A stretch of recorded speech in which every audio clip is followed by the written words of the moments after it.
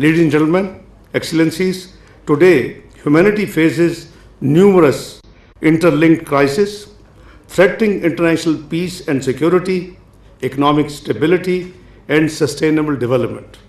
Long-lasting unresolved disputes from Kashmir to Palestine continue to pose a threat to regional and international peace and security. There is an increasing tendency towards resorting to unilateralism, bloc politics, and defiance of the UN Charter.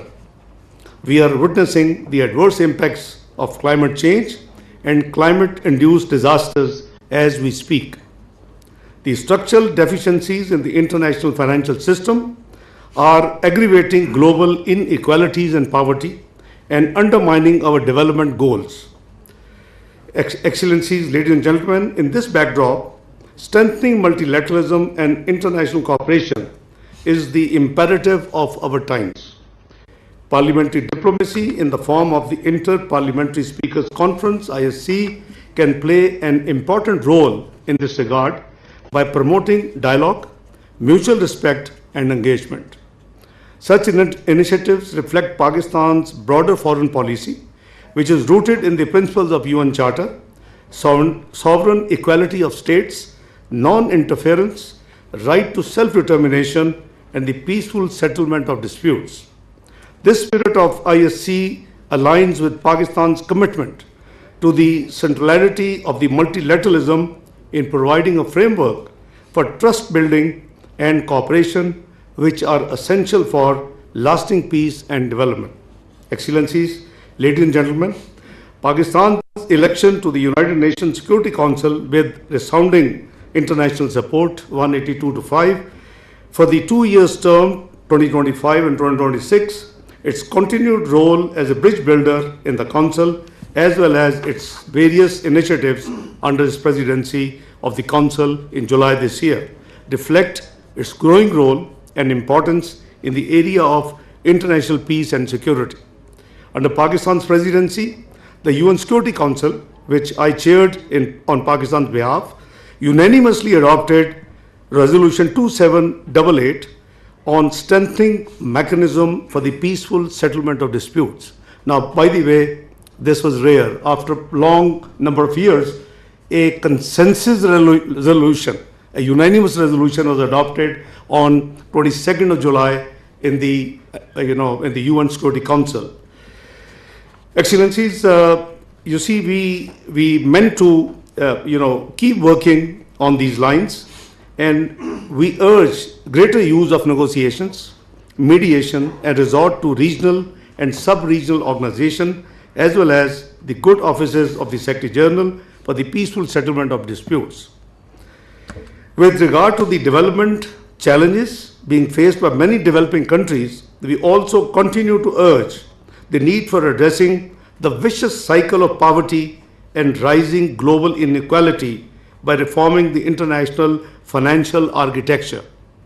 Only through such reforms can we promote development and global financial equity and equality. We must also address the threat to millions across the world as a result of climate change. As we speak, as Chairman Senate also indicated, that Pakistan is once again facing the ravages of devastating floods that have displaced millions, inflicted colossal human and economic losses, and posed a serious challenges to our recent gains in sustainable development. I owe an apology. I was a little late to join this, and in fact we were having a meeting under the chairmanship of Prime Minister Shahbaz Sharif on the ongoing floods disasters in Pakistan. It is unfortunate that despite contributing less than 1% in the global emissions, Pakistan continues to be among the top 10 hardest hit by climate change. Excellencies, ladies and gentlemen, we refuse to remain passive. Through our leadership in climate diplomacy and strong advocacy for climate justice, Pakistan is helping to shape the global conversation on this topic. We are committed to being a voice for the vulnerable and a driver of collective climate action. At the same time, We recognize that economic resilience is a vital pillar of sustainable development. That is why we are actively positioning Pakistan as an investment-friendly destination. Ladies and gentlemen, Excellencies, wearing multiple hats as Deputy Prime Minister, Foreign Minister and Leader of the House in the Senate, I have the privilege of seeing both sides of equation, foreign policy on the one hand and parliamentary consensus on the other. I am sure, and I can assure you as well, that when the executive and the legislative pillars work in harmony, meaningful progress follows. That is why the Inter-Parliamentary Speakers Conference is very significant in my opinion. It brings them together and generates the momentum needed for meaningful action. Excellencies, ladies and gentlemen, today's ceremony is only the beginning. The main conference is in November, will bring even more global voices to the table. I am hopeful that the conversations we start today will develop into strong partnerships and practical outcomes and solutions to achieve peace, security, and development. In closing, I thank all the distinguished participants who are here today with us. I also extend my best wishes to the Honorable Chairman Senate for the successful hosting of the IRC gathering in coming November. I thank you all. Islamabad में inter